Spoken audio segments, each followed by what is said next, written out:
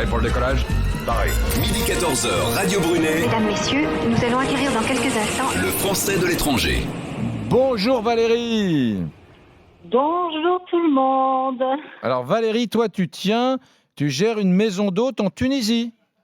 Tout à fait. J'ai acheté une maison traditionnelle et j'en ai fait une chambre d'hôtes pour que les gens de l'extérieur découvrent une Tunisie complètement différente des hôtels de masse.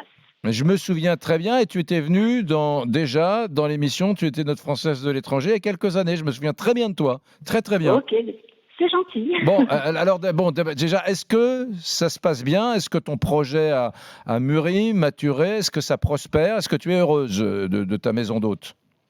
Oui. Sincèrement, le projet évolue, il y a de plus en plus de touristes et de tout horizon, c'est ça qui est très intéressant.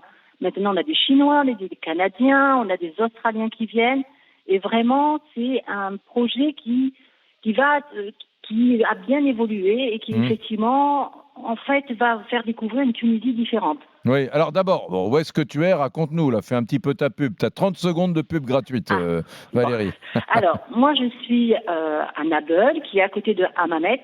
C'est une petite ville côtière et en fait, j'ai acheté une maison traditionnelle tunisienne dans la médina de Nabeul, dans le quartier de l'artisanat. D'accord. Voilà. Et ça s'appelle comment?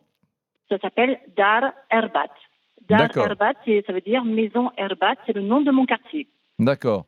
Donc toi, tu es amoureuse de la Tunisie. Je me souviens déjà, il y a 2-3 ans, tu étais tombée amoureuse de ce pays, du tourisme tunisien. C'était un truc que tu aimais vraiment beaucoup, un pays que tu adorais. Ouais. Alors, j'aimais beaucoup, j'aime toujours autant et j'ai même d'autres projets en tête. D'accord. Donc voilà, ça évolue, tout évolue. Enfin voilà, je n'arrête pas, je vois comment ça évolue et j'ai d'autres projets en fait. Le tourisme a été beaucoup affecté par les événements en Tunisie, le terrorisme, etc. Ça va bien maintenant? Tout est reparti? C'est sur les rails? Alors, tout est reparti, on va relativiser. On va dire que c'est le renouveau maintenant cette année. J'ai beaucoup plus de réservations de l'étranger. Donc on voit que ça revient. On va pas dire que c'est le meilleur du meilleur comme c'était auparavant. Il faut laisser le temps aux choses quand même. Il faut laisser le temps aux gens de revenir, de s'apercevoir que c'est calme, ne plus avoir peur, parce que les gens quand même ont peur de venir en Tunisie. Il y a quand même des gens. Et en plus, quand ils vont dans une chambre d'hôte, souvent, les gens me disent ma famille a peur, imagine qu'il va se passer des choses. Alors que la Tunisie est un pays calme. Enfin, les Tunisiens sont reconnus pour ça, pour leur gentillesse, le sourire.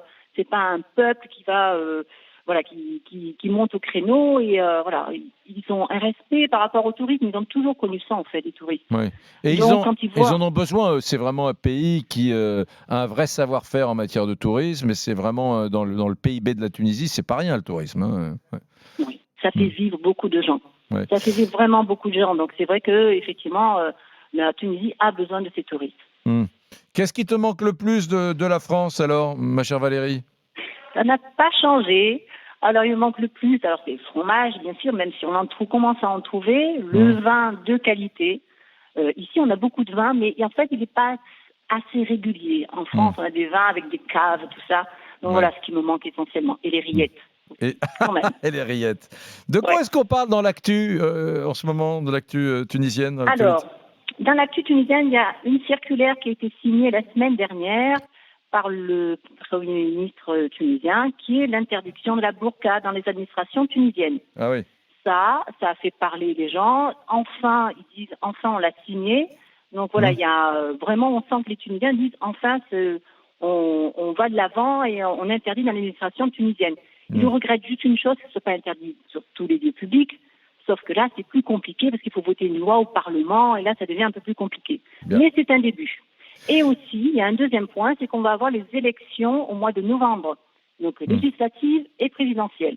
Ah oui, élections législatives et présidentielles en Tunisie au mois de novembre. Je t'embrasse, Valérie. Je te souhaite bon vent dans ta maison d'hôte à Nabeul, dans la Médina. Et il est 14h.